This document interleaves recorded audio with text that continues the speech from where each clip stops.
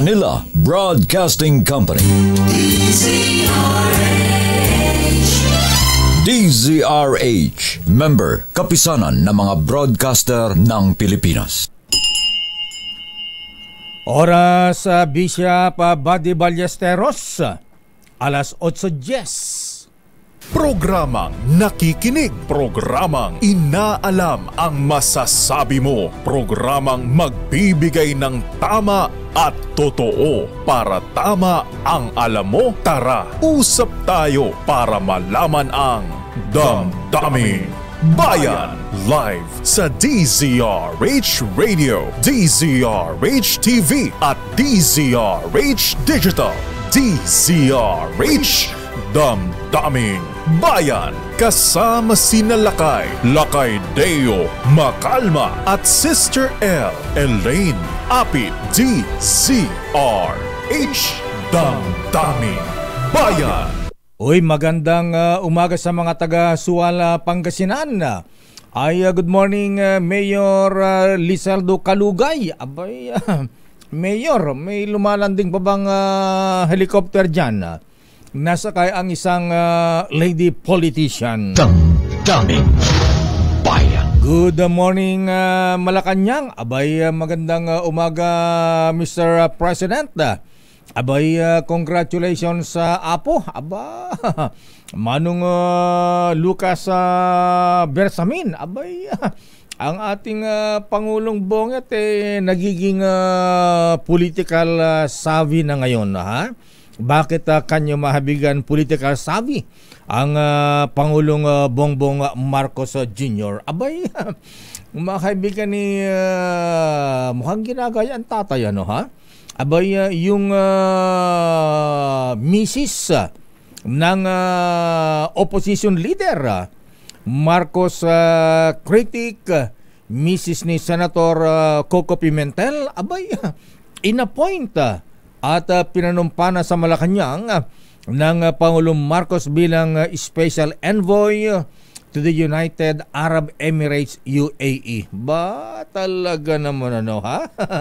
Congratulations and celebrations when I tell everyone. Congratulations, Ambassador Katrina U. Pimentel. Ba, maganda ang ngiti ng Senator Coco, ha? Habang nanumpa ang kanyang misis, Ambassador Katrina, kay Pangulong Marcos sa Malacanang. Ba? Pero ito'y Marcos loyalist naman. Ayan. Inappoint din kahapon ng Pangulong Marcos bilang director ng PCSO.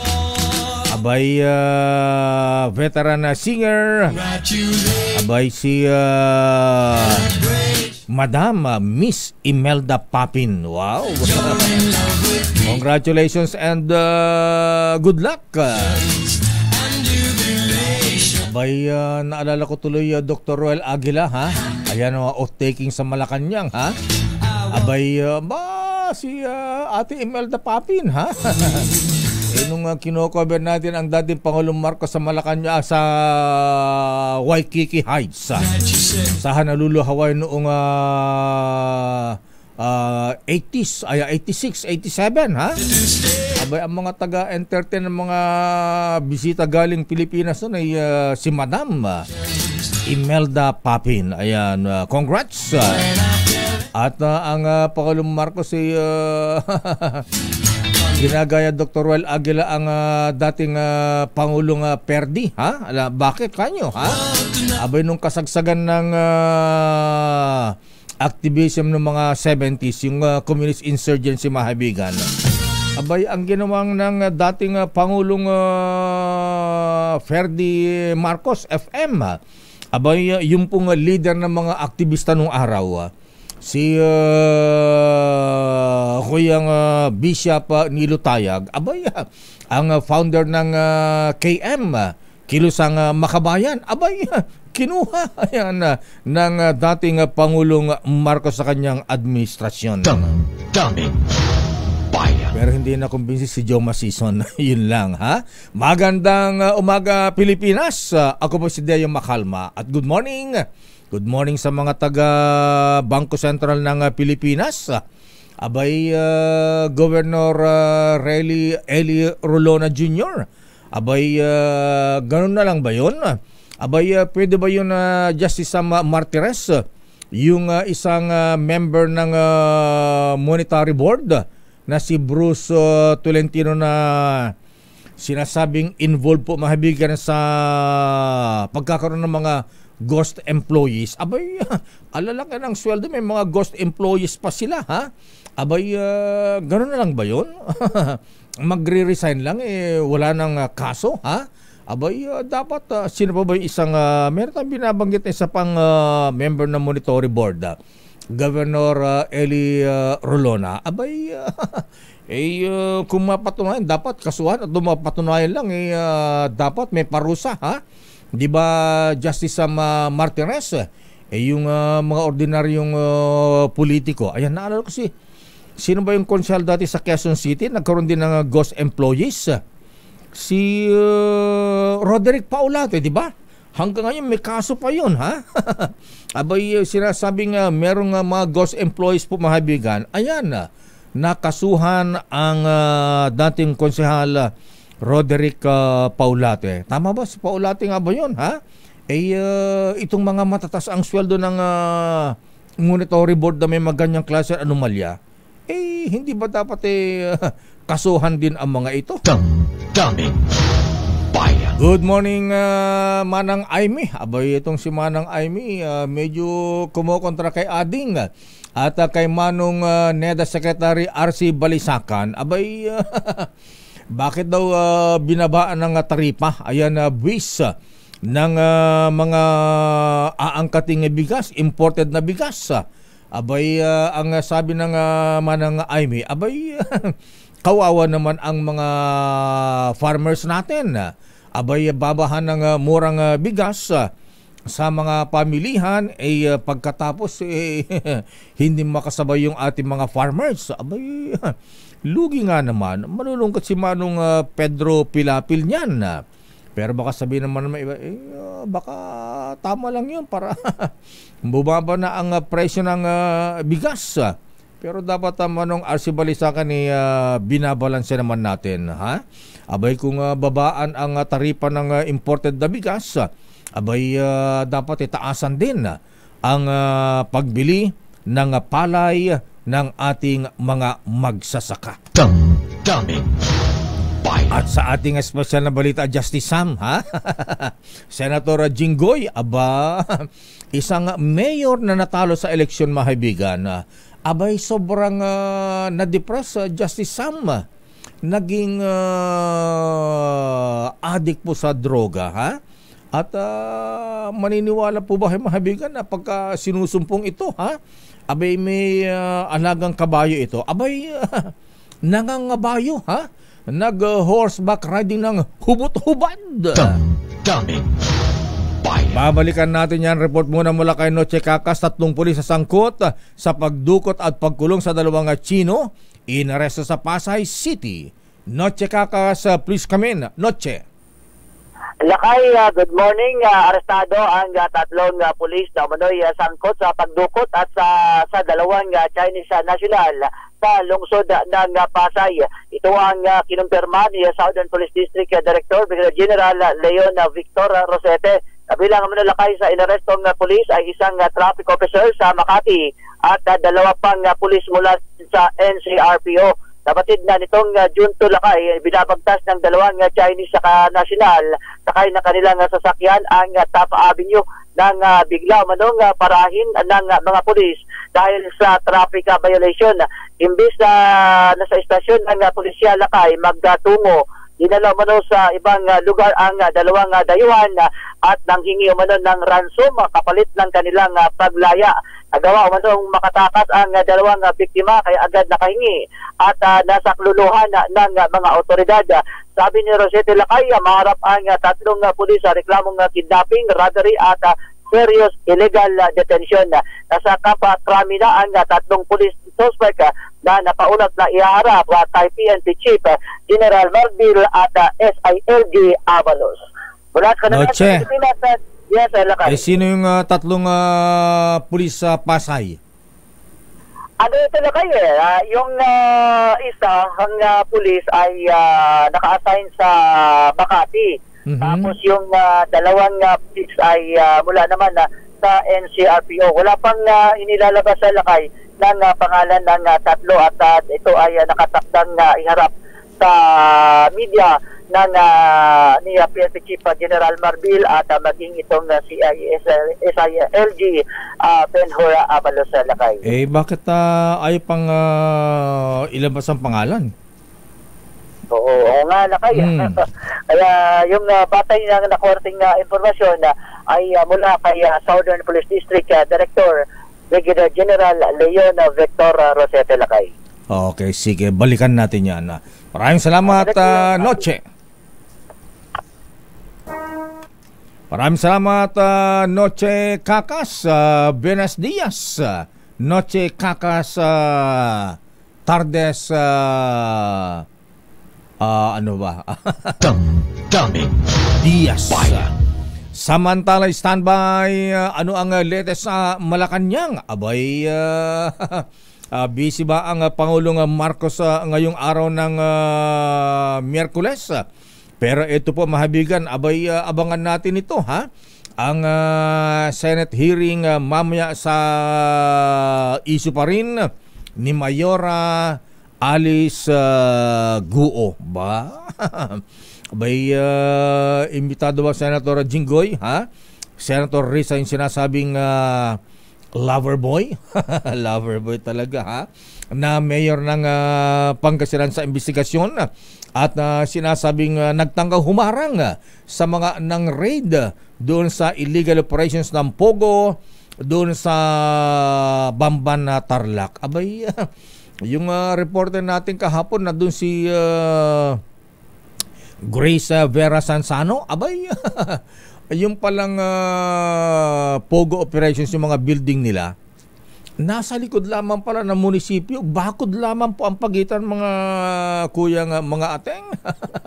Hindi ba alam ito ni Mayor? Damdamin Bayan. Pero ito ang maganda ha. Ayan, good morning. Housing Czar, Secretary Jerry Acosar. Aba, kuyang Bernard Peralta ha. Abay, kailan ba natin makikita ito? Abay, yun daw socialized housing project ng Marcos administration.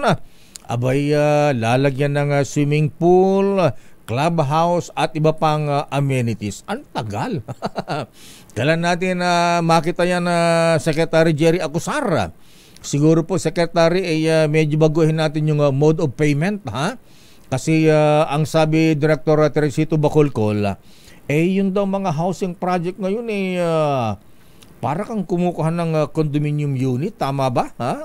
Secretary Jerry, ha? Ayan na may down payment. Pagkatapos medyo malaki yata ang monthly, ha? Dapat gayahin yung ginawa noon ni dating housing czar Jolly Benitez. Ayan. Abay, yung mga bliss, abay, maliit lang ang wala yatang down payment, tsaka maliit lamang po ang monthly amortization, hulog ng ating mga kababayan. Damdamin Bayan. Pero alamin nga muna natin ang latest sa kalagayan ng Bulkang Kanlaon. Ayan, mas lumalaba? Ayan, mas nag-alburuto ba o naging kalmado na ito? Fibol sa Director Teresito Bacolcol, sir. Director, magandang umaga po sa inyo. Director. Yes, magandang umaga din po sa inyo, sir. Yes, sir. Kumusta po ang Bulkang Kanlaon na Director? Medyo kumakalma na po ba, Director, sir? After nung June 3 explosion, eruption, hindi na po ito nasundan, but may mga naitala pa rin kaming pagyanig. As of 12 a.m. yesterday to 12 a.m. today, nakapagtala po tayo ng 53 volcanic earthquakes. And kahapon, nakapagtala din po tayo ng 4,113 tons per day of sulfur dioxide. So, itong lahat na to, elevated pa rin to, significant pa rin ito when we compare these statistics sa normal background level ng Canlaon Volcano. For example, Opo. in a normal day, kapag walang activity yung Canlaon Volcano, less than 300 tons per day lamang yung dioxide. But kahapon, nakapagtala tayo ng 4,113 tons per day. But again, this is to be expected kasi kabubuga lang ng malaking plume noong June 3 and kasama po dito yung mga volcanic gases. Pero wala po yata nga, mainam po yata, Director Bacolcol, sir, walang lava na lumalabas po sa bulkan. Wala pong lava. If you look at the eruption history of Canlaon Volcano, may 43 events since 1866 and isa lamang dito yung naglabas ng lava yung Canlaon Volcano. That was during the 1902 eruption. The rest, yung mga pagbubuga lamang ng usok na may kasamang volcanic ash and volcanic gases. Dahil medyo hindi na po malala yung pagsabog, Director Bacolcol, sir, may asahan pa ba tayong major eruption? We are looking at three possibilities actually.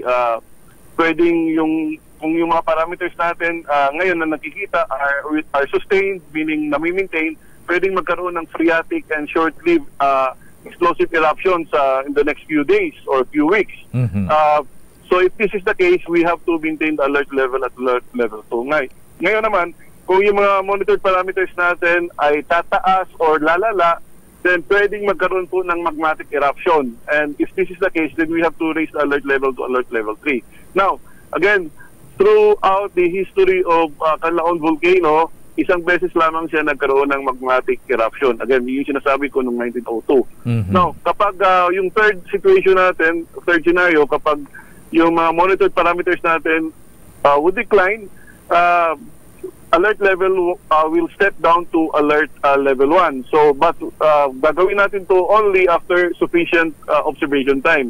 Hindi agad natin ibababa. So, titingnan natin kung consistent yung pagbaba ng mga parameters. Mula kanina hating gabi hanggang nag-uusap tayo, Director Bacolcol, may abnormality bang pinakita ang bulkan? Itong abnormality, sinasabi natin yung 53 volcanic earthquakes. Marami pa ito. Again, yung normal background level is less than 5 earthquakes a day. But ito, 53 volcanic earthquakes. Malalakas ba yung pagyanig, Director, sir? Hindi naman gaano, but hindi ito maramdaman ng mga tao. Only our instruments ang makakaramdam ito. Tatagal pa kayo itong pag-alburuto ng Bulkang Canlaon, Director, sir? Again, if we look at the eruptive history ng Canlaon Volcano, for example, noong 2017, nagkaroon po ng eruption on December 9, umabot pa po ito hanggang December 20. Wow. Yung December 20, so several days. Noong December 16 naman, nag-start siya on March 29, pumutok, and then nasundan ito several months after June 18. And then yung June 15, ito yung dire-diretso from meron siya on November 23, and then nasundan several 3 weeks after December 11, and then December 11 halos araw-araw na 12, 13 nagkaroon ng another event, December 15, 23 hanggang December 27. So ganito po yung activity na pinapakita ng Canlaon Volcano kahit pa even if we review its eruption history. Para mo nga sinasabi, Director Bacolcol, sir, na hanggang Disyembre pa ang pag-aalburutan ng Bulkang Canlaon. Wala po. Sinasabi ko na po, pwede pa magkaroon ng activity in the next few days or but again, tinitingnan natin maigi. We are closely monitoring Canlaon Volcano. And kapag may pagbabago naman sa mga parameters niya, then we will inform the public immediately. So hindi pa natin matansya, Director, kung lalala o huhupa na ang Bulkang Canlaon? Yeah, that's right. We have to assess this on a day-to-day basis. Okay. Director Bacolcol, sir, thank you and good morning. Yes, good morning din po sa inyo, sir. Ingat po kayo, sir. Damdamin Bayan. Fibolk sa Director Teresito Bacolcol. Ayan, huwag naman paabutin ng Pasko. Kawawa naman yung mga taga Negros Oriental tsaka Negros Occidental. Okay, sa mga graduates, congratulations muli, At siyempre, congratulations sa mga proud parents ng mga graduates, lalo na po yung mga with flying honors. Abay, siyempre, lalo na po yung mga cum laude, magna summa cum laude, Abay, katulad na naman itong mga pamangkin natin, mga ateng, mga kuyang, at talagang nag-e-excel, Abay, katulad na lamang itong pamangkin namin na taga Lawag City, Ilocos Norte. Aba, congratulations kay John Megan Soriano, graduating as a magna cum laude. Wow! AB Sociology sa University of Santo Tomas. Sa June 10, sa Lunes ito, Binabati siyempre ng kanyang mga proud parents. So, ayan. Very worshipful ko yung Joey and ating May Soriano ng Lawag City, Lawag Lodge sa number 71. Sa lahat ng mga graduates, congratulations. Babalikan natin ang ilang pang mga issue. Naku, good morning kay Secretary Ted Herbosa. Abay, nakapasok na raw po mahabigan ang malanding COVID-19, Flirt COVID-19, Abay, ito ba ay delikado o hindi naman? Sana naman hindi nakatulad nung unang COVID na nakamamatay. Daming bayan. Babalikan natin yan at si Secretary Jerry Acosar, ayan Kuya Bernard, asa ba si Secretary Jerry Acosar, Abay, kaya bang magtayo ng 1 million housing project bago matapos ang termino ng Pangulong Marcos, At siyempre gusto natin mahabigan may swimming pool na, may clubhouse pa. Aba, kaganda naman yan. Daming bayan. At siyempre po mahabigan sa mga may celebration dyan, lalo pa yung mga siyempre may graduation. Uy, ang bira naman sino yung tatay na may anak na graduate, ang inihanda mahabigan Azucena. Aba, grabe naman ito Abay, kinatay yung kanilang alagang aso at inihanda sa graduation. Abay, siguro hindi naman Labrador yan, Hindi naman Golden Retriever o kaya Siberian Husky, Askal kaya ito, pero hindi na po uso yan. Bawal na po yan, Huwag namang kakatayin yung aso, Daming bayan. Siyempre sa mga may birthday dyan, abay, batiin natin Kuyang Noble Secretary Dong Mendoza. Advance happy birthday kay Most Worshipful Illustrious Potentate June Espino. Ayan, yun dati. Bisita po natin dito kahapon, mahabigan. Dating commissioner ito ng Commission on Audit, Mr. Chris Kiko Cristobal. Happy birthday. At Mr. Kuyang Max Caro ng Sandigan 82 at Mr. Sam C. Aba, happy birthday. Kuyang Derek Arias, Kuyang Colonel June Arias, Mr. Kleng Campanilla at ganoon din kay Kuya Francisco. Oy, maraming salamat sa balot, Kuyang, At happy birthday din sa aming classmate Melandrina Andring Fagaragan Go na nanonood ngayon sa Sydney, Australia. How is your day today, classmate? Josie Dakanay Supnet, happy birthday. At si Kuyang Mon sa Tolentino ng Bureau of Immigration na iya at Rico Atendido ng Gapan, Nueva Ecija. Daming bayan. Siyempre, para masaya ang celebration, dapat meron tayong Emperador Double Light, Emperador Brandy, doble swabe at doble sarap. Para siyempre doble ang kasiyahan, doble ang tawanan ng buong barkada, magaan na inuman.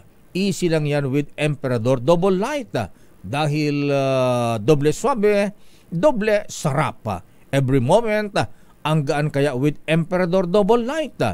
Emperador Double Light, doble suabe, doble sarap. Damdaming Bayan. Oras sa Chief Justice Alexander Jesmundo, alas 8:34. Habang nag-go-golf dyan sa may South Pacific Golf sa Davao City, abay sabi ni GM Jan Rubiato, abay nakikinig sa atin sa DZRH. Ay, wow. Salamat po. Parang Good morning. parang si Mr. Michael Ismaygay. Aba, oo. Boss Mike, good morning. Habang nag-go-golf dyan sa Manila Golf, ha? May maliit na transistor sa bulsa, ha? At talaga namang nakikinig po sa atin. Ayan, magandang umaga po sa inyo. Christmas time in the Philippines. Santa Claus coming down your chimney or your nipa. Jingle bells, jingle all the way. Eto muna mahabigan, kahit buwan pa lamang ng Hunyo, abay Pasko na po dito sa DZRH. Dahil tuloy-tuloy na ang pamimigay ng aginaldo ng ating ninong ng bayan, Ninong Santa Claus Sherwin Alfaro. Dahil 85 taon na ang kauna-unahan sa Pilipinas at ang MBC mas gumanda na, mas pinalakas at mas pinalawak pa ang pamimigay ng ating papremyo. Ito ang DZRH Mas Malakas Promo, kung saan pag naabutan namin kayong malakas ang nakikinig o nanonood sa DZRH ay mananalo ka ng instant 1,000 pesos at may kasama pang grocery bag ng DZRH. So ano pang hinihintay ninyo? Tutok na sa nangunguna kauna-unahang radyo sa buong Pilipinas, DZRH. Una sa Pilipinas, una sa Pilipino. Bakit bossing, binawi mo pa ang Christmas bonus? Walang bawian dito sa DZRH. Advance nga kami, ha? Advance. Advance. Nakakuha ka na ba, Lakay? Ha? Nakakuha ka na ba? Di ba nakukuha? Wala naman ako. Pira ka naman, no? Yung PB natin, wala pa. Andyan na yan. Narito ang ninong ng bayan nandyan sa may, nasa Pasay. Joyful love. Ninong Sherwin Alfaro, please come in. Ninong. Lakay, dito sa Ninoy Aquino International Media Airport, Affairs itong, Division. Media Saan? Affairs Division, Lakay. Matagal na itong nakatutok palagi sa DZRH. Kaya naman ngayon pagkakataon na makita natin, mahuli natin kung totoong nakatutok na ito sa DZRH. Buksan natin yung pintuan. Media Affairs, ha? Sino bang...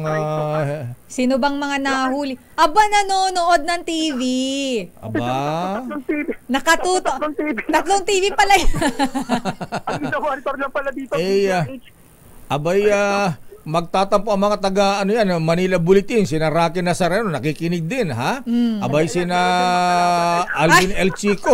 Ayun pala. Nanonood din sa sa DCMM, DWPM. BM, Double B. Ayan. Tas Double B. Kaya lang TV monitor yata nila, lahat ng istasyon nandiyan Pero tatlo yung TV na naka-RH. Ayan. O sige, sino na nandiyan? Bigyan mo kagad na Aguinaldo. At ito nakatutok pa ano kuya? Jimboy pa, Jimboy Gusa pa. Jimboy. Si Jimboy, bakit palaging DZRH ang pinanonood nyo? Ano po kasi, paborito ko po si Sir Lakay. Ba? Nax naman. Si Jimboy, ha? Lakay, hindi lang si Jimboy may paborito sa iyo. Aba, sino pa? Lang, si GM Edmond Real. Ayo. Bigyan ng 1,000 si GM. Hindi, si GM hinga mo na 1,000. Ibigay kay Jimboy. Nagulat siya, nakita niya yung mga monitor ng Media Affairs ng NAIA. Panay DZRH yung pinanonood. Pero mo, pati si GM napamessage ngayon. Nanonood ako ng DZRH, sabi mo kay Lakay. Okay, Jimboy. Ayan, bibigyan ka ni Sherwin ng 1,000. Ayan, Aguinaldo at tatotan ni GM Edmond Real ng 1,000 yan. Ito, meron ka 1,000 pesos. Yan, 1,000 pesos. Siyempre, Lakay, kumpletuhin natin to dahil kailangan ni Jimboy, mukhang namumutlano to sa Jimboy. Si GM, padadalan din natin ng vitamin C. Buti pinayagan ka ipasok. Ayan. Pero pagkatapos ng trabaho, Jimboy, ay baka mamimuhang ka dyan, ha? Tatlong kutsarita lang kasi malaking bulas to, Lakay. Tatlong kutsarita lang. Oo nga. Tapos yung kung isi-share mo naman yung vitamin E mo, bigyan mo rin mga kaibigan mo ng 3 kutsarita rin. Tapos seternohan yan ng 2 kutsarita ng vitamin E. Ayun. Bigyan mo ng chaser. May chaser dapat. Kompleto yan. At syempre kailangan Lakay kompleto ang panonood ng DZRH. Suot ang DZRH t-shirt. Ayun. At meron pang pulutan package.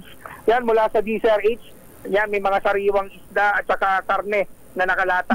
Ano masasabi mo, Jimboy? Thank you po sa DZRH, lalo na po kay Mang El and Sir Deo Macalma. Abay, anong thank you? Salary deduction yan, eh. May salary deduction pala. Papasok ko sa loan mo, ha?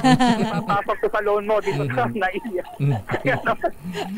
Kaya naman ako, maraming salamat po na sa Media Affairs Office ng Ninoy Aquino International Airport dahil patuloy na nakatutok ang kanilang mga television sa DZRH. Ayan yung mga hello po. Ito mga staff dito na ay, mga staff Lakay, kumakaway. Hello po. Good morning. Good morning po sa inyo. Yan ang mga staff ng Media Affairs Office ng ng Media Affairs ng NAIA, Lakay. Kaya naman maraming salamat sa inyong pagtutok palagi. At kung nais manalo din ng 1,000 pesos, lalo na mga opisina nyo, lalo ka na GM Ed Monreal, pupuntahan ka namin. Hingan mo ng 1,000 si GM. GM, ha? Sa DZRH Malakas. Kaya tumutok lang sa DZRH at manalo ng 1,000 pesos sa DZRH Mas Malakas. From RH number 6, Sherwin Batal para tuloy-tuloy sa pagbabalita, tuloy-tuloy sa serbisyo. Sama-sama tayo, Pilipino. Ayan, GM Ed Monreal, ha? Dapat parang SSS tayo rito, ha? Ayan, yung employer, yung hulog ng isang empleyado, tatapatan ni GM Ed Monreal yan. Sabi siguro ni GM, napahamak pa ako, Nanonood lang ako. Nanonood na nga ako, napahamak pa ako. Good morning, Ed Monreal, sir. Ayan, mabuhay po kayo, ha? At para sa mga kumakaway dyan sa Media Affairs sa NAIA, ha? Abay, nakapag-break na ba kayo? Maaga pa, ha? Ayan, nakapag-relax na ba kayo? Mamaya, ha?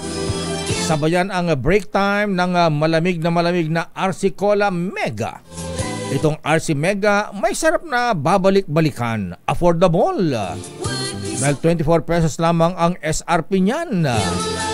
Ang damdaming bayan, kasama na ang break time. Sarap ng RC Mega. 24 pesos SRP lang. Andiyan na ba si Secretary Ted Herbosa o si Secretary Jerry Acosar? Alam niyo po, hindi po ako mahilig makichismis. Ang pinapakinggan ko lang pong chismis ay yung kay Deo Macalma. Kung wala si Deo Macalma, kulang ang almusal ko.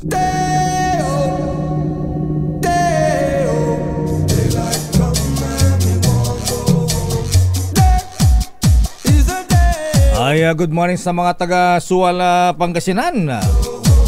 May classmate akong kalugay nung elementary kami, ha? Taga Pangasinan din. Siguro taga Sual din siya, ha? Epifania Kalugay. Ayan. Kita mo, elementary, natandaan ko si Mayora. Si Mayora, hindi niya matandaan. Oy, Lakay, nabanggit mo si Mayora. Di ba yung kinukwento ko sa'yo kahapon? Yung naghaha ako sa Facebook page niya. Nakablock na ako. Hindi tuloy ka. Paano po kami neto magmo-monitor ng balita? Nakablock po kami sa Facebook page ni Mayora. Ako, Lakay, yung personal page ko, napahahalang naman ako doon sa post ni, kasi may i-share si Secretary Rex Gatchalian ng DSWD na parang ang issue dito is nakikredit grab, Lakay, ni Mayor, yung ginawa ng DSWD. Napahaha ako doon sa post. Aba, Lakay, pag check ko kinaumagahan, hindi na ako. Nakablak na ako. Aba. Maraming ano siya doon, trolls. Trolls man tawag doon. Mayroon siyang, baka yung admin niya lakay sinasala. Oo, mukhang sinasala. Siyempre, ang laki-laki ng pugo dyan. Ang gagaling na hacking dyan, di ba? Mga agencies ng gobyerno, kayang-kaya nila. Ikaw pa, FB page mo pa. Naka-block kayo. Hindi lang ako actually, yung dalawa nating kasamahan dito, block na din. Pati si Mayora Giselle si Mayora Giselle Ricafort went, hindi naman. Pero si Aliyah Ikatlo tsaka si Yuel Reyes. So, anything na negative kay Mayora, pagka... Mukhang ganun lakay Blinablock. Mukhang yun ang masasabi natin, yes, based on experience dahil tayo mismo ay nakaranas. So, di purihin mo rin, baka bumalik. Hindi na ako makaka-comment lakay, naka-block na ako Naka-block ka na nga pala. Kaya ay wag kayong maghaha kung ayaw ninyong ma-block sa page. Di mo na mamamonitor si Mayora Alice. Kailangan pa naman natin yun sa monitoring ng mga update. At ayon na sa ating bubit Justice Sam, ito ay payo sa mga politiko na medyo mahina ang loob. Alam ba lalo na ngayon malapit na naman ang eleksyon na Sister L next year. Lakay, nandyan na sa may EDSA. Ayan, good morning Chairman Boy George Garcia, Abay, ilang milyon yung tinanggal daw sa listahan ng mga botante? Ay, lakay. Pero lakay, ang nilinaw ng COMELEC, yung mga tinanggal nila sa listahan, lakay, reactivation lang po ang kailangan. Hindi nyo po kailangan magparehistro ng bago. Kasi lakay, ang nabanggit niya sa interview natin dito is may possibility pala na ikaw ay makasuhan kapag ka ikaw ay register ulit, kung reactivation lang naman ang gagawin mo. So paano mo i-reactivate yan? Mayroong option lakay. Ang sasabihin mo na sa akin na for reactivation po ako. At ayon na sa ating bubit Sister L, alam mo ba na may isang mayor na sikat? Medyo bata pa ito, Abay, nung matalo nitong last election na Sister L, sobrang na-depress. Galing pa naman ito. At nung siyempre natalo, alam mo naman pagka may mga politikong ganyan pagka natalo talagang nadidepress, hindi nakayanan hanggang sa ito ay gumamit ng illegal drugs. Ang sakit naman ng lakay. Hindi kinaya nung kanyang mental health. Hindi kinaya ng kanyang powers. At ayon sa ating bubit Sister L, abay pati yung mga sinimulan niyang maganda dun sa kanilang bayan, Ang galing pa naman nito, Alam mo, nung nakaupo itong mayor na ito, napaganda, napasikat yung kanyang bayan, at na-promote yung produkto ng kanilang bayan, Sister L. Yun yung maganda laka, yung suporta sa mga ganyan. Kabuhayan yan Kaya lang ang malungkot kasi kaya siguro lalo nung na-depress si Mayor Justice Sam, abay yung pumalit sa kanyang mayor, yung mga magandang project na programa niya, hindi tinuloy ng mayor. Ayan yung sinasabi natin, lakay. Kung maganda naman ang ginagawa nung pinalitan ninyo, tinalo niyo kahit kalaban niyo pa sa politika, ituloy nyo, lalo kung ito ay para sa inyong mga constituents, sa inyong bayan. Diba, Congressman EG? Ayan, good morning kay Congressman Elmer Garjola ng CWS Party List. Pinabati ni Kuyang Comrade Vladimir Putin Amir Lopez. At Kong Brian Yamsuan, good morning Kong Brian ng Bicol Saro Party List.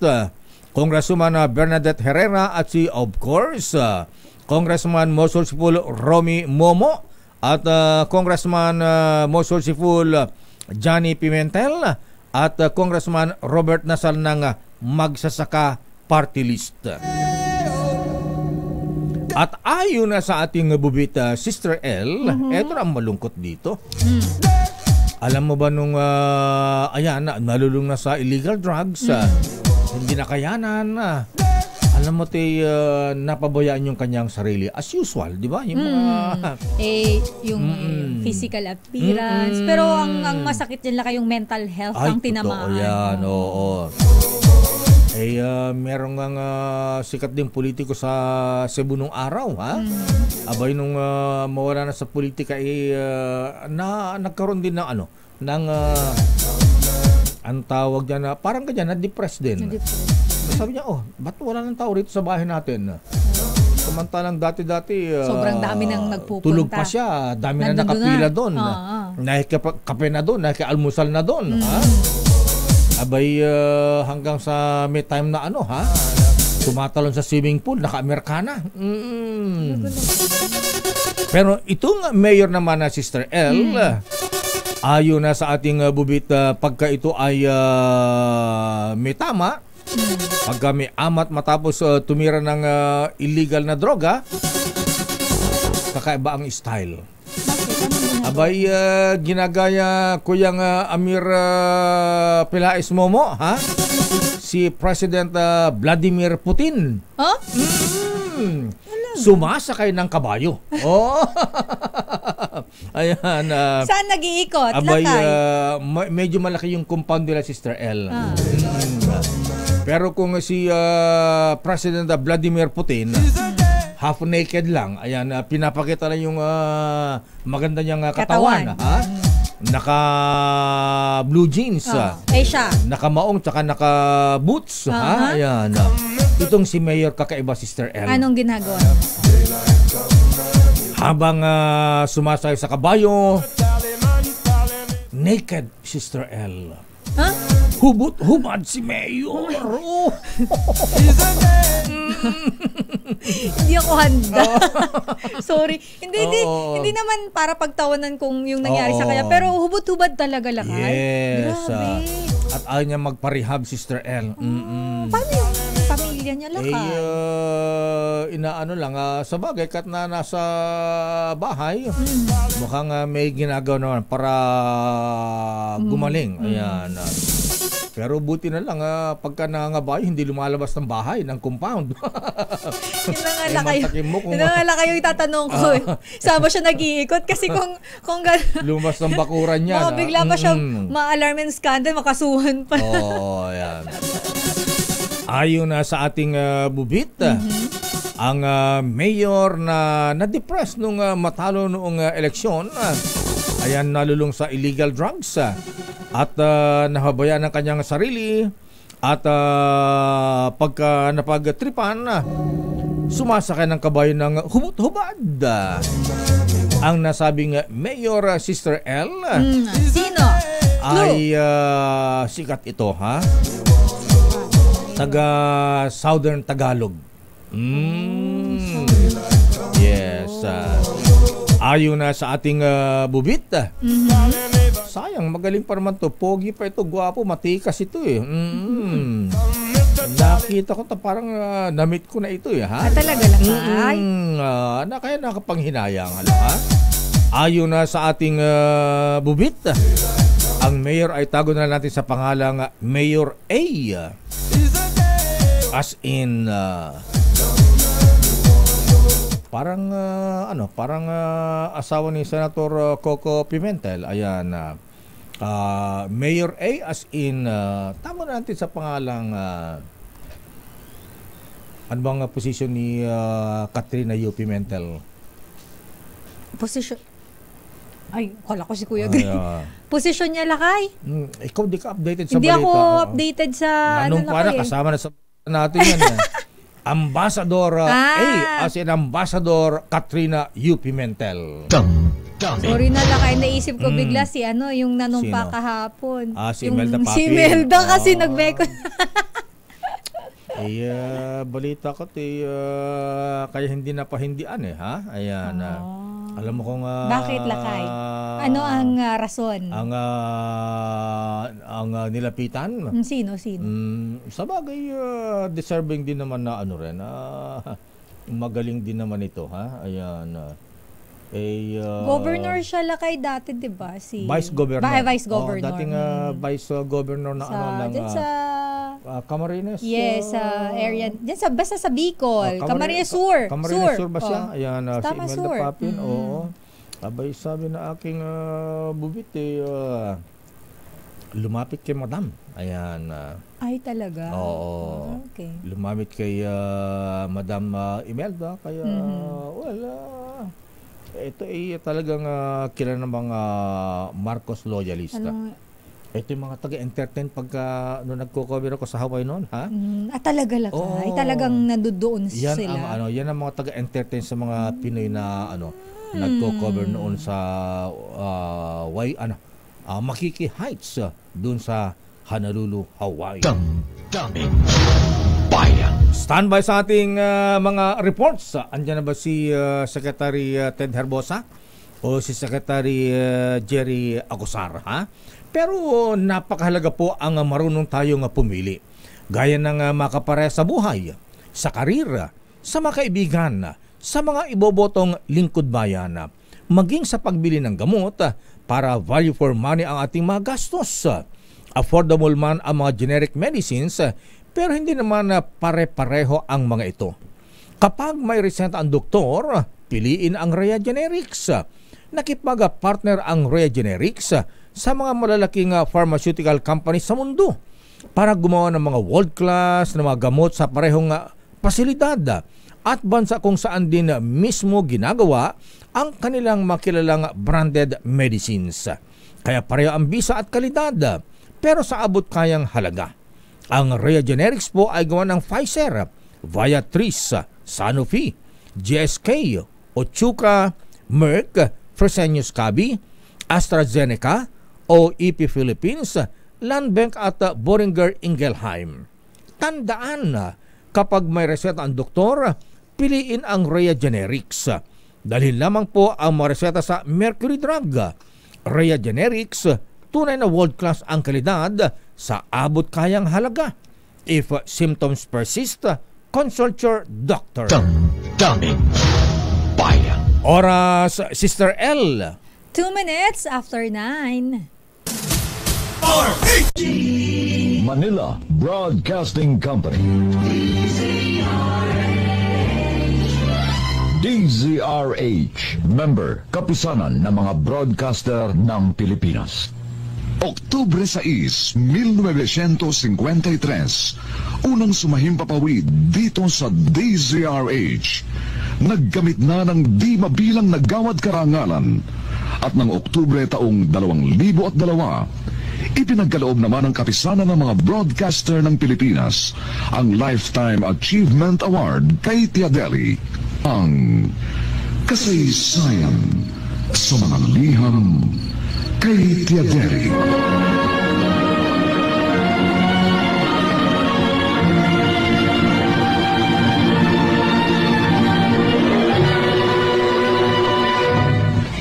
Itong inyong Tia Deli.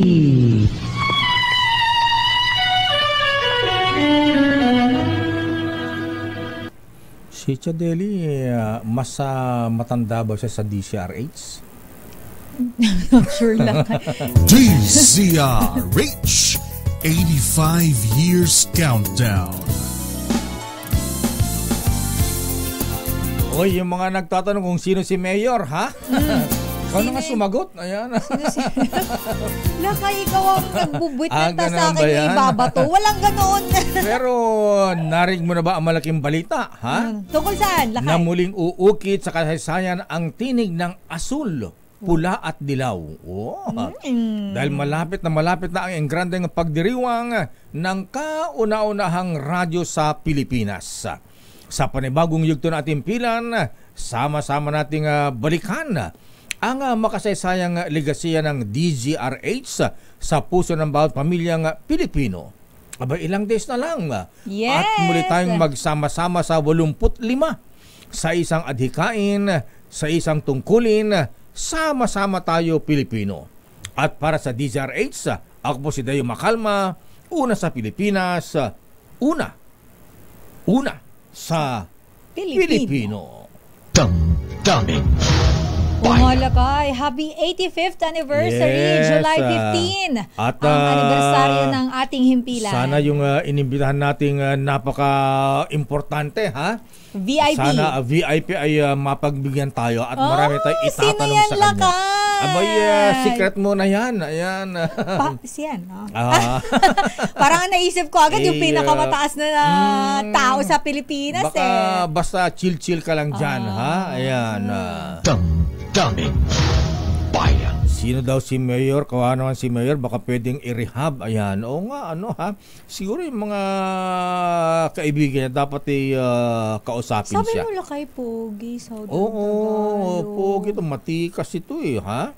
Siguro matanda lang ako ng doon ha? Mga wala pang 50s ito. Mga early 40s lang mga siguro. 40s pa lang. Gwapo, matikas. Ang ganda ng ginawa sa kanyang bayan.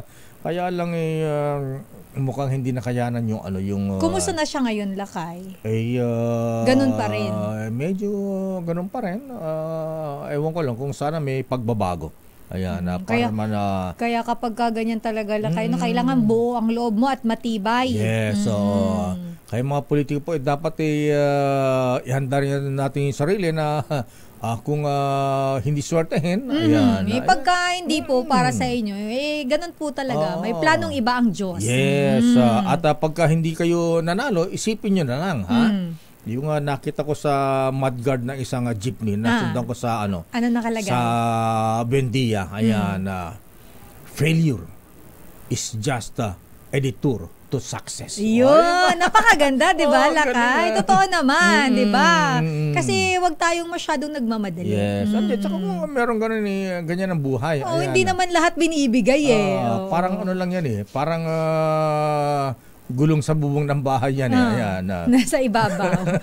Minsan nasa ibabaw, minsan nasa ibaba. Damdamin. Pero Lakay, ibasahin ko to dahil ang importante ang kanyang mensahe sa ating Facebook page. Si Edgardo. Sabi niya dito, Lakay, nagtatanong, sana daw mabasa natin ang kanyang komento. Pakitanong daw sa'yo kung pwede pumunta doon sa Isabela Job Fair para sa Taiwan. Kahit hindi daw taga Isabela, Lakay, taga Alfonso Cavite siya. Sige, itanong natin kay Chairman Chairman Bebot Belio III, ha? Actually, ito pasimula pa lamang at mukhang gagawin ito nationwide, ha? Pero yung pong mga taga Isabela, ayan sa June 7. Abay, Biyernes na po ito, Biyernes. ha? Ang mga iba't ibang kumpanya sa Taiwan ay kukuhan ng mga Ilocanong manggagawa, mga Isabelanyo, ha? 2,000 job vacancies in Taiwan sa kanilang gagawing Job Fair and Career Expo. Wow!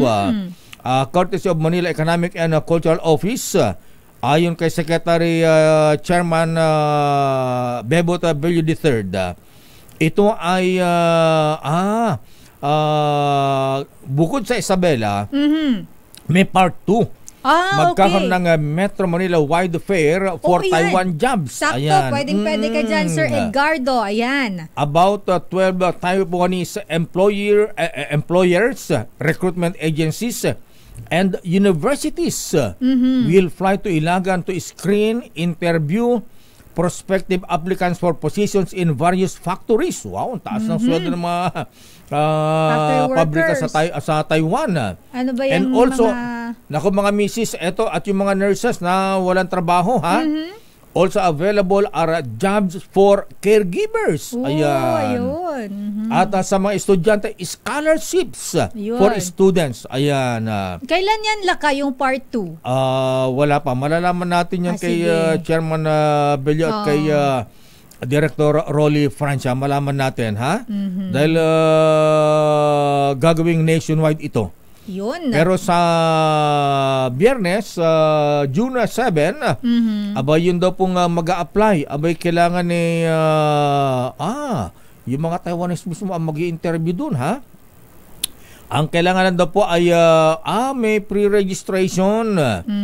Puntahan niyo po yung may required daw po na pre-registration sa registration portal ng Department of Migrant Workers. Ayan. DMW. Puntahan niyo po yung website. Yes, puntahan yung website, ha? At yung pong mga nakaregister, yun po ang mga priorities na i-interviewin. ng mga Taiwanese employers. Ayan. So ano po, punta kayo ng website and then i-double check nyo po doon. At abang-abang lang itong si Sir Edgardo Lakay kasi magkakaroon naman pala ng nationwide. Bukas na to para sa lahat. Pero yung sa June 7 Lakay, para sa mga taga Isabela pa lang. Yes. Ayun, malinaw. Ba rin to si Secretary Bebot, palibasa taga Isabela. Pero maganda yan Lakay kasi may mga viewers, listeners tayo na naghahanap ng trabaho. Ay, siyempre sa Taiwan, napasyalan kaya namin yung mga pabrika dyan sa Taiwan. Yung Pilipino, ang ganda, Sister El, ha? Masinop, maayos. Saka maayos ang Taiwan Lakay. Lalo yung mga computer, yung mga chips factories, electronic chips, mga tawag ba doon? Mga microchips. May mga yung mga Lakay, specs ng computer. Ayan, puro robot na, puro dipindot na lang. Ang mga trabaho ng mga factory workers, binabantayan lang yung yung machine, yung mga robot. Parang quality control. Galing. Pagkatapos, laki na sweldo, ha? Congratulations, Heart. Ayan. Yes. Heart Evangelista nanumpa na bilang Pangulo ng Senate. What? Senate Spouses Foundation Incorporated. Yes, wow. sila na ang mga dyan. Madam First Lady, congratulations. First Lady ng Senado, ha? Yes. Malay natin sa 2020, di abangan natin, ha? Kasama iba pang mga bagong opisyal. Si Hart mo na ba bago ang hearing kay Mayor Alice? RS number 28, Raymond at Paas. Please come in, Raymond. Totoong may puso ang Senado. Ito ang kanilang pambungad, Mayor at Elaine. Dahil formal na nga nanumpa itong ang talagang pangalan pala niya, tunay niyang pangalan na Mayor Love Marie. Yes. Love Marie. Kaya siya Heart. Ganun ba? Yes, Lakay. Love Marie. Love Marie. So, kaya sabi ni Cheese ngayon, Senate President Cheese, I love Marie. Okay, proceed. Naitawid. Sabay nakaputi. Mayor at Miss Elaine, itong si Miss Love Marie Escudero, o mas kilala sa tawag na Heart Evangelista sa Showbiz World, bilang Pangulo nitong Senate Spouses Foundation Incorporated. Ito ay ginawa ngayong umaga na pinangunahan mismo ng kanyang mister na si Senate President Cheese Escudero.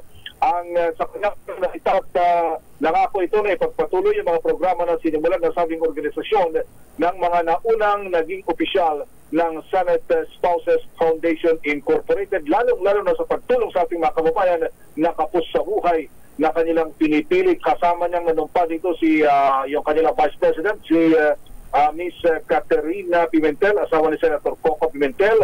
Ang kanilang secretary ay si Miss Maricel Tulfo, Assistant Secretary si Neil Lamanzares, pero yung kanyang anak ang kumatawan sa kanya kanina. Ang treasurer na nandito rin kanina, Congresswoman Lani Revilla. Ang legal counsel nila ay si Undersecretary Emeline Villar, asawa ni Senator Mark. Yung kanilang PRO, siyempre nandito yung asawa ni Senator Robin Padilla, si Miss Mariel Padilla, at asawa ni Senator Bato na si Mrs. Nancy De La Rosa, pero ang kumatawan na yung kanilang anak. Ang hindi lang nakadalo dito sa mga set of officers ay si Chief Mark Lapid, dahil nandito sila Mayor Lani Cayetano, ikinatawan ni Miss Isa Barakel, anak ni Senator yung Mrs. Senator Jingo, wala yata dyan. Yun ang hindi ko nakakita. Wala representative dito sa Presi ba yun? At saka di ba pwede yung girlfriend, yung girlfriend ni Senator Win Gatchalian? Ayan, si Bianca Manalo. Bianca Manalo.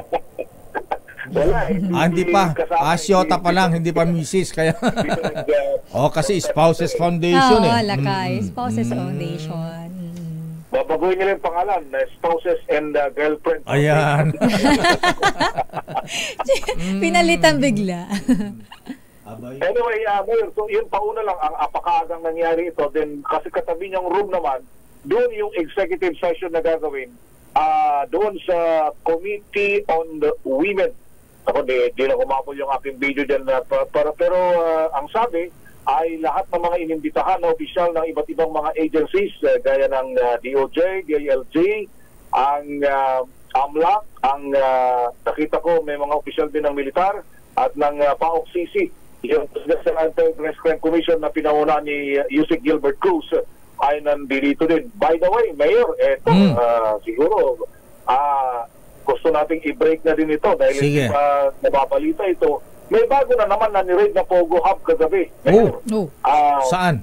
Times 3 daw na mas malaki sa operation ng Bamban Tarlac. Wow. Ito ay sa Porac, Pampanga. Ha? Porac, Pampanga naman? Oo. Sabi ni Yusek Cruz, kung 40 buildings, 40 buildings sa Pampan, dito sa Porac, 60. Wow. 60 buildings. 6-0 ha? 6-0, hindi 1-6. 6-0. Diyos ko. 6-0.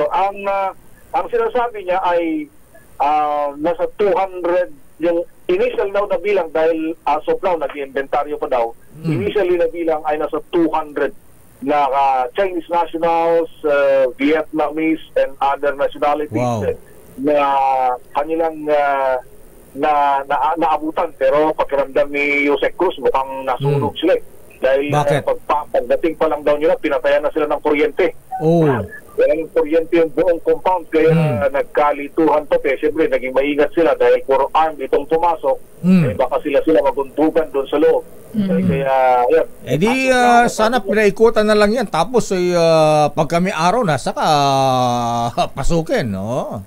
Kaya lang, baka may tunnel din yan. Baka pagpasok, wala ng tao.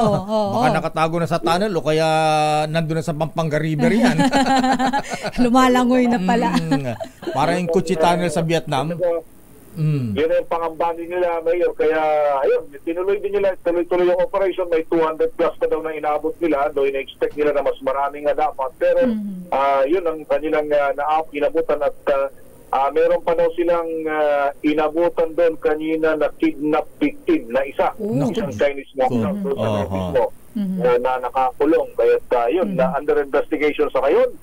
Yung ibang mga Chinese nationals o mga foreign nationals actually na galing ng Porac ay inilipat na daw dito sa isang building na nauna lang ni-raid dito sa Pasay at dyan pansamantala pinipigilan sila ngayon dyan. Kung baga gagamitin mo na pansamantalang kulungan nila yan, then ipoprocess sila dyan for further action dito sa operation na ito. At ang sinasabi nga nitong si Yusek Cruz, mukhang talagang relax. At dahil sabi ko nga, tanong ko kari-raid na lang yung Bamban, alapit lang ng Porac. Pero sabi niya, magtataka ka tuloy-tuloy yung kanilang operation despite yung active na effort ng mga law enforcement agencies gaya ng PAO na nagsasagawa ng raid sa mga ito. Hindi ba, Mayor, anong sabi ni Yusek Gilbert Cruz? Hindi ba alam ng mga mayors yan na may mga illegal activities? Controversial ang mga pogo? Unless pinayagan talaga nila yan. Yun ang siste kasi, di ba yung katwiran din nung doon sa Bamban, may permit daw naman kasi sa gobyerno mismo. Particularly Pagcor, meron siyang permit from Pagcor. Dinenay na ng Pagcor, wala silang binibigyan na permit na ganyan, parang sa Bamban. Yun na nga, pero siyempre, yun na problema. Alam mo yung banggit niya kanina, meron daw 400 plus na Pogo operation sa Pilipinas. Sa kanilang na-record. Ang meron lang lisensya, 49. Ako? Grabe. So, koloro mo lahat, illegal lahat ng mga lahat ng mga natitira. At saka yung, kahit na may lisensya yung iba, illegal naman ang ginagawa. Yun ang problema nga dito, Mayor. At ang masaklap dito, Mayor, sabi namin, nasan yung marami? Nandito lang daw sa Metro Manila, nakakalat sa iba't ibang mga commercial buildings all over sa mga business districts dito sa Metro Manila. Alam mo, nakalungkot nga, Raymond, ayan, sabi na ating buwit na opisyal, abay, maniniwala ka ba na sa tansya nila, sa gobyerno, 900,000 na, Sister L. Grabe. Ang mga nandyan sa Pogo, ha? At, 900,000 lakay? So, ganun kadami. Nationwide, ha? Grabe talaga. Hindi na ma-monitor yung iba kung nasaan. Okay. Yun ang medyo masaklap dito. At saka, alam mo, Raymond, pagka ganitong may mga investment na pumapasok ng negosyo, alam mo, ang requirement ng mga LGU dapat at least 20 o 40% yata dapat ay local employment. Dapat mga taga doon sa lugar. Taga doon sa lugar ang kukuha ng empleyado. Ang pinalulusutan nila, Mayor, dyan, nasa construction phase lang. Kinukuha nila mga local. Pero after nun, wala na. Kasi kailangan medyo may kaalaman na yung mga empleyado nila. Siguro, ang mga kukunin lang dyan, kumbaga sa yun lang mga sa labas lang, yung mga sa maintenance lang pwede.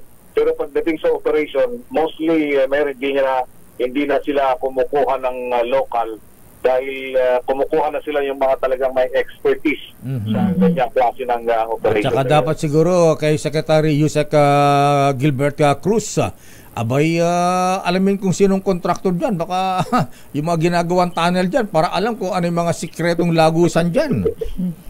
Ayun na nga. Talagang, kasi ang report na kanilang nakalap, Mayor, umaalis na dahil nahihigpitan na sila sa ibang bansa. Ang Pilipinas na lang daw ang nakita nilang parang paraiso sa kanilang operation. Kaya dito sila free as a bird sila. Masakit mang sabihin, pero sabihin na natin marami silang nababayaran kasi. Ha? Pera-pera kasi. Oo, kasama ng ilang opisyal natin dyan. Nakikinabang Ayun na nga. Yun ang medyo masaklap dahil sabi nga ni ang estimate, napaka pala to, yung bang maliit lang daw na Pogo, 50 million a day ang kita. Wow. Grabe. Maliit lang yun, lakay Raymond, Maliitan lang daw yun. Yun ang kumbaga small time Pogo operation. Grabe. 50 million a day. Kahit na 10% lang yung gastusin nila everyday, talagang malaking talaga ang pumapasok. So 200 yung hinuli.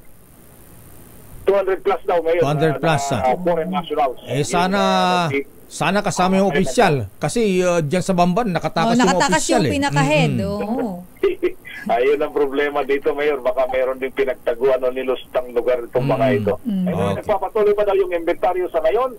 At actually, hindi pa ito lumalabas. Yung pinakahuling ni Ray nila. Kasama so breaking pala yan. CIDG at ng PNP Special Action Force na nandiyan dyan ngayon sa Porac, Pampanga. Teka, Raymond, tuloy ba ang hearing kay Mayora Alice Guo sa Senado? Tuloy yung, actually nagsimula na yung executive session. Dito mga opisyal ay mga government agencies and ng kanilang pagpipresenta. Mukhang talagang pinayagan lang kami na kumuha ng video at picture kanina. Pinalabas din kami. Ongoing na, Mayor, itong executive session na ito. Diyan si Mayora Alice? Wala. Hindi sila naimbitahan. After sabi ni Senator Risa Tiveros, after ng executive session na ito, baka magpatawag muli sila na isang public hearing, Mayor. Okay. Teka mo, isa na lang, Raymond. Ano da ang role ng Senate Spouses Foundation? Anong ginagawa nila? Ito yung mga, ito yung siguro, unang-una, syempre, hindi nawawala yung parang social club na mga asawa naman ng mga mambabatas. Okay. Pero meron silang pinipiling project. Halimbawa, kung ano yung project na, para may advocacy sila. Doon sa mga, halimbawa, yung mga, ang nakita ko in the past, yung mga, halimbawa, pipiliin nila yung isang home for the aged, yung mga gano'n. O kaya yung mga bata charity, yung mga sinutulungan, o kaya merong isang women organization na nangangailangan ng suporta. Halimbawa yung mga gumagawa halimbawa ng mga produkto nila, sabon, kandila, yung mga ganun. Sinusuportahan nila yung livelihood. The Spouses Foundation. Ayan na, parang yung project ni Manay Gina de Venecia, speaker si Manong Joe, ha? Aba yung Heaven dyan sa Muntinlupa, yung mga battered wives, yung mga batang nag-addict o yan napabayaan ng magulang. inaabuso, diyan dinadala. Ayan. Okay. Mag-usap-usap daw sila Mayor kung ano yung kanilang eco project within their time. Dahil siyempre, di naman ito nag-election na kasi next year. So, kumbaga yung kaya daw nilang matapos itong panahon na ito. Mayor, mula sa Senado, yan ang para sa DZRH, kaunaunan sa Pilipinas. Ito si Raymond Advaz, tuloy-tuloy sa pagbabalita, tuloy-tuloy sa serbisyo, sama-sama tayo, Pilipino. Maraming salamat, Raymond Dadpaas. Sandali lamang, Norman Black, at ihabol natin ito. Magchatcha muna tayo sa Kongreso. Let me love you, Carmelita. Anong report ni Manang Milky? Kiss and hold you. Ang Tchatchalakay bahagyang napag-usapan lang sa meeting ni Senate President Cheese Escudero at House Speaker Romualdez. Bakit bahagya lang? RH12, Milky Rigunan, Manang Milky.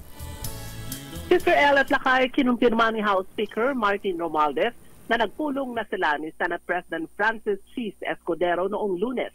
Ito ay nangyari matapos ang signing ceremony sa Malacanang ng kabalikat sa Pagtuturo Act. Ay kay Romualdez, nakatakda silang magpulong muli ni Escudero sa kalagitnaan ng buwan bago naman ang State of the Nation Address ni Pangulong Bongbong Marcos sa buwan ng Hulyo. Sabi ni Romualdez sa meeting, pahapyaw lang na natalakay ang panukalang anyenda sa economic provisions ng 1987 Constitution. Nananatiling pending at hindi pa inaaksyonan hanggang sa ngayon sa Senado ang resolution of both houses number 7 na pinagtibay na ng Kamara para naman sa economic tchatcha. Pero sabi ni Romualdez, bibigyan niya ng sapat na pagkakataon sa Escudero na maorganisa muna ang Senado matapos maluklok bilang bagong Senate President. Dagdag pa ni Romualdez na pagkasunduan din nila na Escudero na maayos na koordinasyon sa level ng BICAM para agad na maplansya ang mga magkakaibang posisyon ng Kamara at Senado sa may sinusulong na panukalang batas. Para sa kausa sa Pilipinas, yes, para mo nga sinasabi na ang bagong Senate President, sasayaw na rin siya ng tchatcha. Sa ngayon, Lakay, parang malamig. Yun ang sabi niya. Ganun ba? Speaker Romualdez ay pahapyaw lang. Pero ang sabi nga ay kakaupo pa lang naman bilang Senate President at marami pa daw silang pagkakataon para pag-usapan ng tchatcha sa mga susunod pa nilang pulong ng dalawang leader ng Kamara at ng Senado. Okay, abangan natin. Maraming salamat, Milky. Abangan. Para sa kauna-una sa Pilipinas, DZRH, ako si Milky Rigunan. Tuloy-tuloy sa pagbabalita, tuloy-tuloy sa serbisyo, sama-sama tayo, Pilipinas. Damdamin Bayan. Maraming salamat, Milky mula sa Kamara. Oras, Sister L. It's 9:32. Ang oras sa Boy Gonzales. Abay, anong binabasa mong comment yan? Aba, meron kasi dito Lakay nag-send ng kanyang komento sa ating YouTube channel tungkol dito sa issue ng Pogo. Sabi niya dito, mayroong napakalaking Pogo po dito sa Island Cove, Cavite. Parang syudad sa loob pag sinilip mo po from Cavitex. Talaga. Yan ay comment sa ating YouTube channel ni Yukiverse, ang kanyang username. Actually, yung Koblandia, viral ngayon sa social media, lumalabas-labas yan. Yung, nakita ko din yan na Lakay, pero hindi ko kasi siya nakita ng personal. Gano'n. Daanan ko kaya, di biro pumunta. Ayan. Kasi to see is to believe, so pupunta ako. Hindi ka makapasok doon. Bawal ba? Lilipad na lang ako. Mahigpit yata doon eh. Your business. Your business is our business. Pero malapit daw yan sa Sangli Point. Ayan. Oo, Lakay. Actually, may nakita ko na. Ganun ba? Marami ng mga forum yan online lumalabas. Mga kuro-kuro, palitan ng kuro-kuro. Siguro dapat di nga ba na-inspection yan? Ayan, siguro kailangan i-check Lakay. Kasi kung may mga lumalabas na ganyang info. Diba? Ayan. Halaga ng piso kontra dolyar bumaba sa 58 pesos and 71 centavos kada US dollar. Pinakamababa sa loob ng 19 months. Abay, sabi na ating business correspondent, Mr. Michael Ismaygay, mukhang tataas pa. Ha? Ano ang sabi ng Michael Ismaygay Lakay? Ewan ko, baka umabot daw ng, sana wag naman, wag na umabot ng 60 pesos yan. Magsi-senior? Dahil pagka umabot ng senior citizen yan, abay, tatanda ang Secretary Ralph Recto niyan, ha? Finance Secretary, abay. Biglang mangangat yung ulo. Oo, at saka mga taga-BIR, Commissioner John Lumagi, Kuyang Sir, at Commissioner Bian Rubio ng Customs. Sa Customs. Abay, saan sila, kukuha ng dagdag buwis, collection, para pambayad ng ating mga utang. Di ba? Oo, ilang trilyon yung utang natin? Bawat Pinoy, meron na utang na 138,000. Grabe naman yung... Miss Nicole Lopez, please come in, Nicole. Lalo pang humina ang palitan ng piso kontra dolyar. Sa ikalawang sunod na trading day, lalo pang humina ang halaga ng piso sa 58 pesos and 71 centavos kada US dollar kahapon June 4. Sa datos mula sa Bankers Association of the Philippines, mas mababa pa ito sa 58 pesos and 68 centavos na halaga ng piso kontra dolyar na naitala noong Lunes, June 3. Dahil dito, ito na ang pinakamababang halaga ng piso kontra dolyar sa loob ng 19 na buwan o mula noong November 3, 2022 nang maitala ang halaga ng piso sa 58 pesos and 80 centavos. Ayon naman kay BSP Governor Eli Remolona Jr., pumapapel na ang central bank sa foreign exchange market kapag under stress ang piso o kung may aberya sa merkado. Sabi ni Remolona, hindi raw sila nag-i-intervene kada araw, kundi kung kailan lamang kailangan. Una rito, sinabi rin ng BSP Governor na ang paghina ng piso kontra dolyar ay hindi nangangahulugang humina ang performance nito, kundi sadyang lumalakas lang ang dolyar. Nangyari naman ang paghina ng piso sa dolyar kung kailan i-anunsyo ang inflation rate o ang datos sa galaw ng presyo ng mga bilihin at serbisyo. Sa pagtaya ng BSP, maglalaro sa pagitan ng 3.7% hanggang 4.5% ang inflation rate noong Mayo. Paliwanag ng BSP, ito'y dahil sa mataas na presyo ng kuryente at gulay na sinabayan pa ng paghina ng piso kontra dolyar.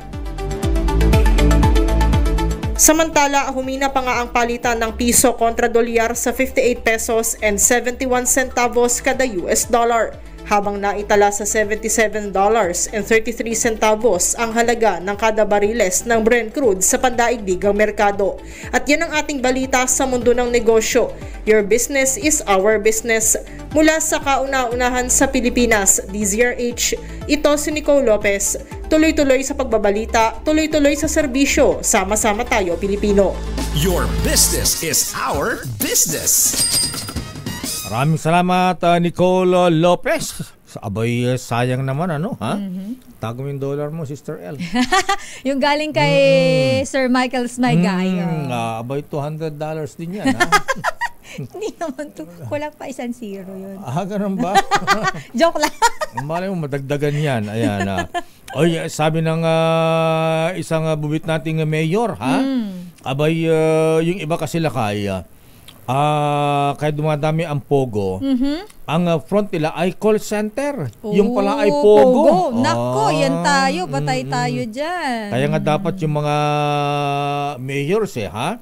Abay, ini-inspection din yan. Hindi porke nandyan na yan, may authority naman sila na inspeksyonin kung sila ba ay sumusunod sa mga rules, di ba? Yes. Kung ang problema lakay, ano yung iba, legal na illegal. Gets mo lakay. Mayroon silang permit to operate, pinayagan sila, pero may ginagawang illegal doon sa loob ng establishmento. Totoo yan, Teka muna, alam mo natin, report mula kay Edniel. Ito naman, naku, yung mastermind sa sindikato ng pagdukot sa mga banyaga, hinahanap daw ng Philippine National Police. Detalye balita mo, RH 52. Edniel Parosa. Edniel. Lakay at Sister L, arestado na nga itong 4 na pulis habang hindi naman bababa sa 10 pang kasabwat ang patuloy na hinahanap ng otoridad kaugnay ng insidente ng mga pagdukot sa mga banyaga sa bansa. Ayon kay Philippine National Police Chief Police General Romel Francisco Marbil, kabilang sa mga at large, ang hindi na tinukoy na sibilyang itinuturing na utak ng sindikatong sangkot sa kidnap for ransom. Ginawa ni Marbil ang pahayag matapos ipresenta ni Interior Secretary Benner Abalos itong 4 na pulis. Nauna na nga inaresto sa pagdukot ng 3 Chinese at isang Malaysian na sa lungsod ng Pasay. Sa pulong balitaan dito sa Campo Crame, sinabi ni NCRPO Chief Major General Jose Melencio Nortates ay hindi bababa sa 4 na nagdaang kaso ng kidnapping at iba pang kaugnay na insidente ang kanilang pinagtatagpi at hinihinalang may kaugnayan dito sa pinakahuling kaso. Mabatid na hinara ang mga foreign national habang sakay ng Lexus sa kahabaan ng Taft Avenue noong June 2. Nakatakas ang 2 sa 4 na biktima ng mga police kidnapper matapos silang makatakbo bago nakapagsumbong sa otoridad. Ayon sa PNP, umabot sa 2.5 million pesos ang ransom na hiningi ng mga suspect para sa kalayaan ng 2 pang foreigner. Isa sa mga inaresto ay police major, habang mas mababa na ang rango ng iba pang mga nahuling galing sa Valenzuela, Makati at Pasay City Police. Para sa kauna-unahan sa Pilipinas, DZRH, ito si Edniel Parrosa. Tuloy-tuloy sa pagbabalita, tuloy-tuloy sa serbisyo. Sama-sama tayo, Pilipino. Alang, ano pa, may kidnapping cases pa, ha? Lakay, ano na lang, kung ano actually, lang. Yung hindi naman yata kidnapping yan eh. Yung mga, yung mga hindi nakakota, yung mga tinotorture nila. Yung dinadala nila dun sa kanilang mga torture chamber. Oo, yun 'di ba yung dating nabanggit na na interview natin si Senator Risa, yung dito sa Pasay, Lakay. Totoo 'yan. Damdamin. Ay, good morning Mr. Lourdes De Beran TV5. At Kuyang Ador and Ellen Arevalo, good morning. Ayan, yung mayor kaya pala doble-doble yung ano niya, yung stress niya, depression niya, ay bukod dun sa natalo ay may kaso pa. May kaso pa? Naku. Mukhang marami siyang kaso sa inyong opisina, Ombudsman, Justice Sam. Damdamin. Bayan. Samantala, report may kay Val Gonzales. Megit 32,000 na anak ng mga benepisaryo ng 4-piece program ng DSWD diploma holder. 49 daw ay mga top-notcher sa board exam. Gagaling naman. Magaling. Yun na nakakatuwa, Lakay. Yes. Dapat bigyan pa ng dagdag regalo ni Secretary Rex Gatchalian yan. Val Gonzales, please come in. Val. Mayor at Sister L, itinanghal na top-notcher ng 2024 licensure examination for teachers ang isa sa mga anak ng benepisyaryo ng Pantawid Pamilyang Pilipino program ng Department of Social Welfare and Development. Itong inihayag ngayon ni DSWD spokesperson Arlene Dumlao kasunod ng anunsyo na abot na sa kabuang 32,556 na mga anak ng benepisyaryo ng 4-piece ang ngayon ay ganap ng mga diploma holders. Si Kane Cervantes na ngayon ay isa ng licensed teacher ay anak ng 4-piece beneficiary sa Davao Oriental na nagtapos din bilang magna cum laude ng Davao Oriental State University.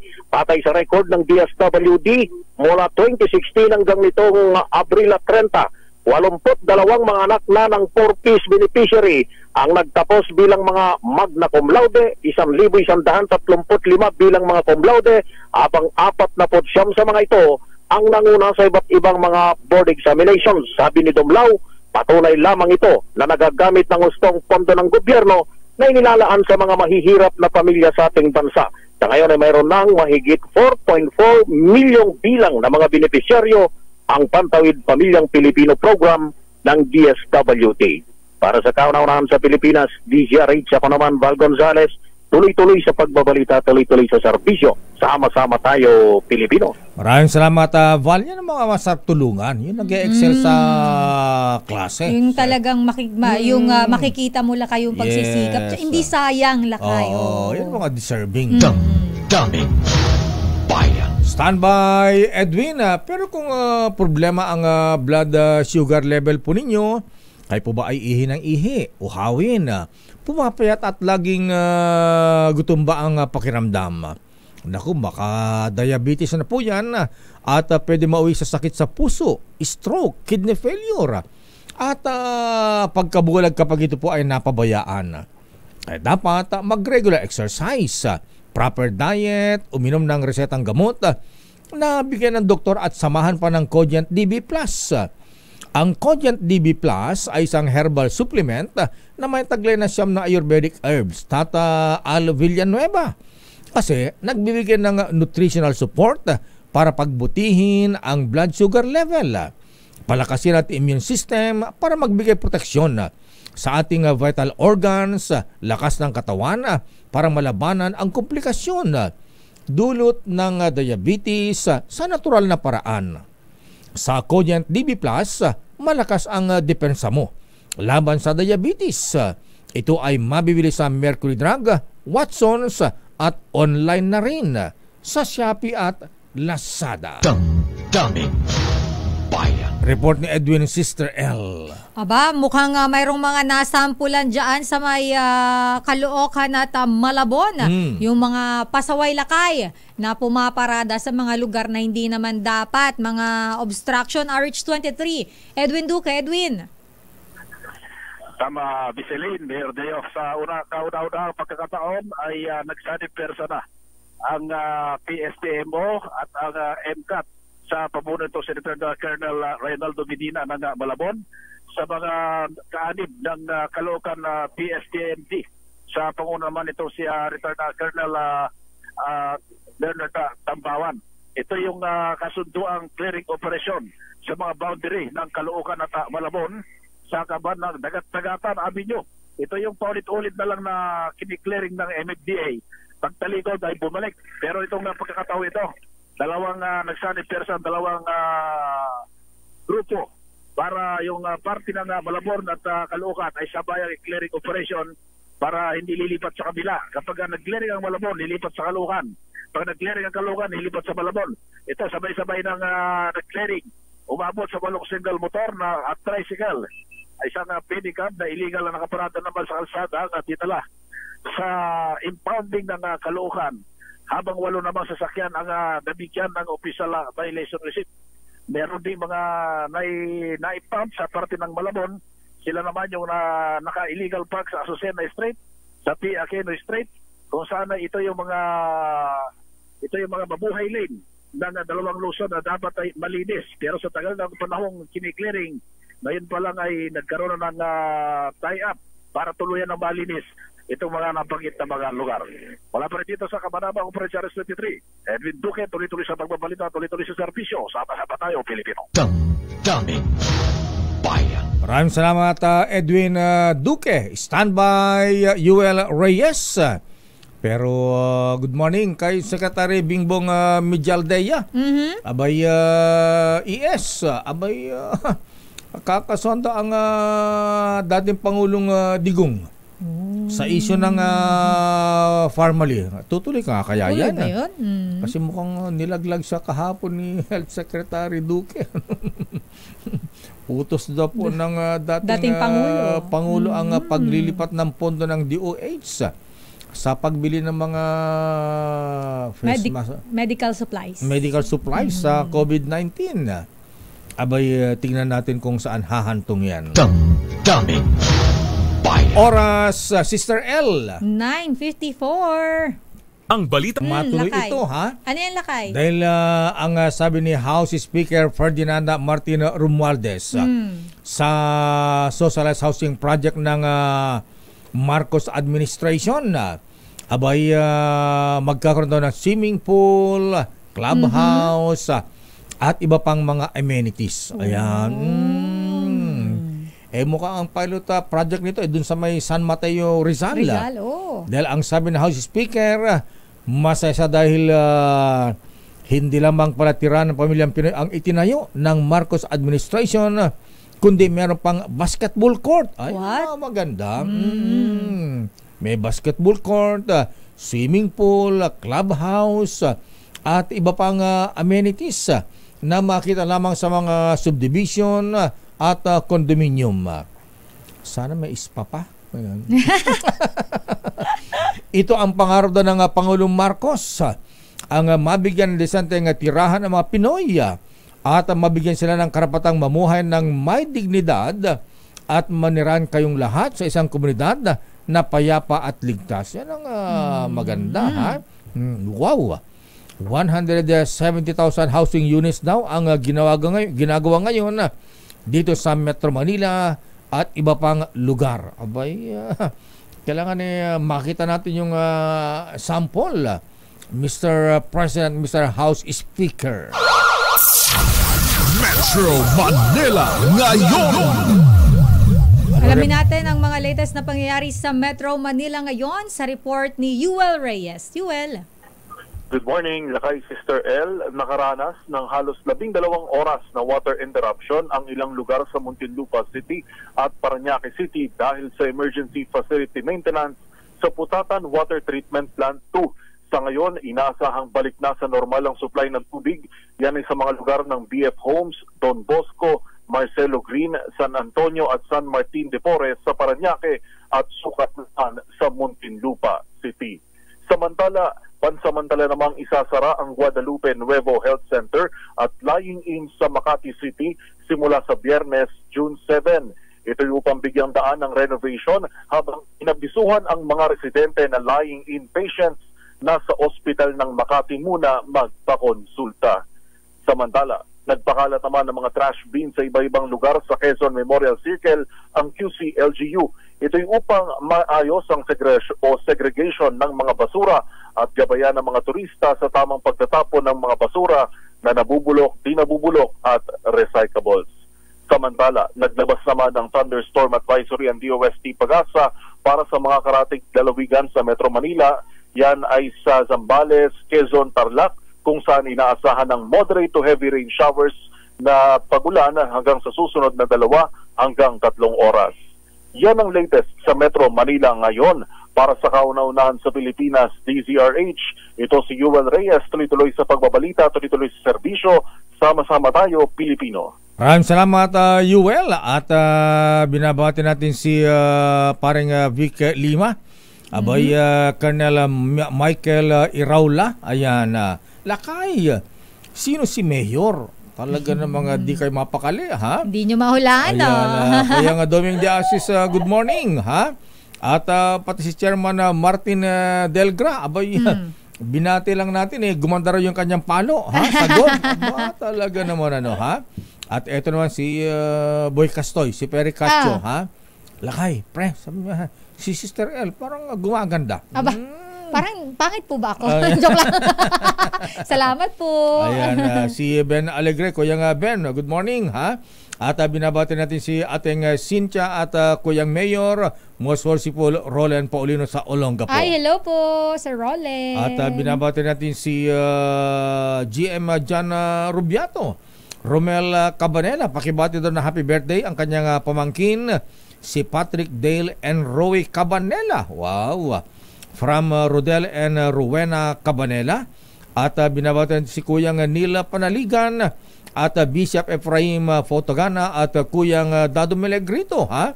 At si Engineer Gaspar Badillo. Ayan. Uy, si Sister Ellen D. Happy birthday, sister, ha? Binabati ni Simon D, ha? At good morning din kay Kuyang Major Anthony Alising. Pakibati daw ang PNP IMEG. At congratulations kay General Leon Victor Rosete, SPD Director, for a great job. Aba, from PNP IMEG family. Morning, Kuyang Judge Boyet Mapili, Kuyang Rodan Deliso, magandang umaga po sa inyo. Ingat-ingat, ha? At batin din natin mataga Maynilad nakikinig sa atin. Ay, hello po. Si Annette De Ocampo. Hi, Miss, Hi, Miss Annette. The very gorgeous Miss Annette. Sabi niya, sexy. Ganda niya kaya, Lakay. Oo nga, ayan. Hi, Miss Annette, good morning. At si Ron Mendoza. Babatiin ko lang din ng Diyos Maray na aga sa mga kababayan ko dyan sa may Barangay Bautista o Villar Albay, Kadag and Apit family. Hello po. Ayan. At congrats kay Madam Imelda Papin. Mananalo ba tayo sa loto niyan? At siyempre ang kanilang chairman, si Brad Judge Felix Reyes. Good morning, Brad, ha? Binabati ka ng mga kapans. At ito nga pala, ha? Naalala ko, baka kilala po niyo itong si Mr. Ronald Lim. Hindi pa rin niya matagpuan hanggang ngayon, Lakay. Ano ba yan? Makita, ha? Ay pa rin sagutin yung mga bumili ng condominium unit na taga Hawaii. Ang may-ari po ng Lancaster Hotel at President CEO ng Pacific Concord Properties, Mr. Ronald Lim. Sa kanyang mga kaibigan, kakilala, pakisabi po, kung wala siya maibigyan na condominium unit, ibigyan na lang yung, isauli na lang yung perang ibinayad. sa kanya, marami ay taga Honolulu, Hawaii. At yan ang kabuuan natin palatuntunan ng damdaming bayan. Ako po si Deo Macalma. Sister L po, Elaine Apit. Stay safe. God bless po. Operation Tulong susunod na. Wonder Woman, Miss May Binauhan. Bye-bye.